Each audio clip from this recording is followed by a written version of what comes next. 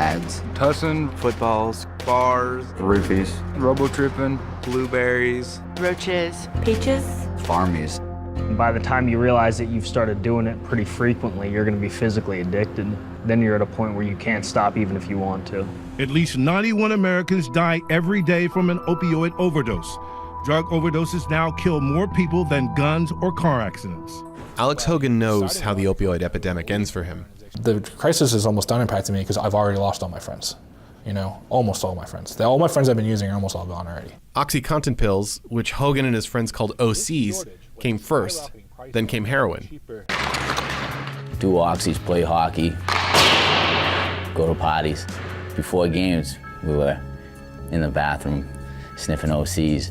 And that's when you could really tell a difference. Once the heroin was being used widely, I mean, people started dying and stuff, and it was pretty awful. The first of his friends to die was 17-year-old Maddie O'Brien. For many of us, Maddie's death was the beginning of the overdose nightmare that continued for the next 16 years. Losing Alex, Kevin, and Sean was devastating for me and my friends, but they were just 3 of many who passed. For those of us who managed to avoid opioids, we would wonder who was next. What's driving that higher mortality rate is a drug called fentanyl. It's a synthetic opioid that's roughly 50 to 100 times more potent than morphine. Every prescription drug has an effect on you. That's why doctors give them to people. Some people think that because drugs come from a doctor, they're safe. But taking them for recreational use to get high can be just as dangerous and addictive as taking street drugs. A pill can have a totally different reaction on you than the person it was prescribed for. So a drug that's okay for somebody else could be dangerous for you. A lot of people think that taking a prescription medication is okay because it's not illegal.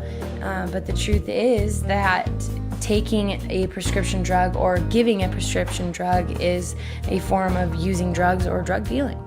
For John Haskell, football meant everything. I loved it. I put in 110%. The game provided life lessons on and off the field for Spencer Copley.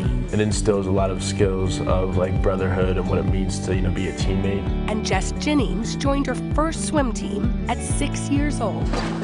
I love swimming. It was the most fun I've ever had on a team in my life. All student athletes, now 18, who went from chasing a dream to chasing a high. My dealer at the time offered up the idea of black tar heroin. I was nervous to go to practice because I didn't want to let my coach see. I was kind of at a point where I just wanted to get high, see how high exactly I could get. Their love of the game drove them to play hard. At just 15, John had gotten his 4th concussion. And I had the CT scan. He asked me some questions. He looked in my ears, checked my hearing, checked my eyes, and next thing I know, I'm at CVS getting Vicodin. Vicodin, a highly addictive opioid painkiller, like the one Spencer was prescribed. I was prescribed Percocet. I got hit really hard when I was running the football, and my back was just killing me. The Percocet did more than just block Spencer's pain. I liked the feeling that it gave me, not for the relief of the pain, for the mental effect that it brought to me. Both athletes were soon hooked. How many prescriptions were written for you? 1 prescription with 3 refills. When that ran out, what happened? I had to find a dealer that was going to sell them to me. Jess was also prescribed Vicodin after shoulder surgery. She says she had used it a few times before, but never in this amount. Once the prescription ran out, she started stealing from her grandmother's medicine cabinet.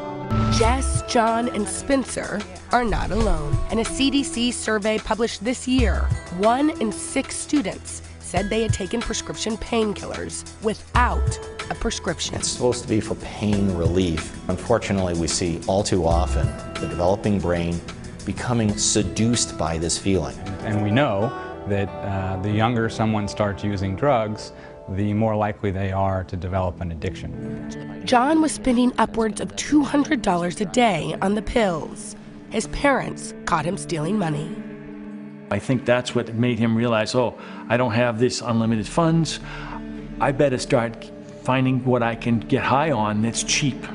The solution? Heroin, a fraction of the price of a prescription painkiller. The son, who had never used drugs before his football injury, was now a full-blown heroin addict. How did you realize you needed to get help? There was nothing else really for me. I was 16 years old using heroin. I was pretty much over my life. I was depressed. I wanted to die. That's when his dad took him to Newport Academy in California, a teen treatment center where Jess and Spencer were also getting help after hitting rock bottom. John knows that one prescription changed his life. I really was really angry that this had to happen to me. This kind of manifested itself through something that I loved so much and was really everything to me. And through that, I got this addiction. Just because it's readily available, or just because you can get it from your doctor, or just because your mom has it in the medicine cabinet or whatever, doesn't make it okay, and it doesn't mean that it's safe. I remember when I was little, you got TV saying just say no. I'm like, okay, just say no, whatever.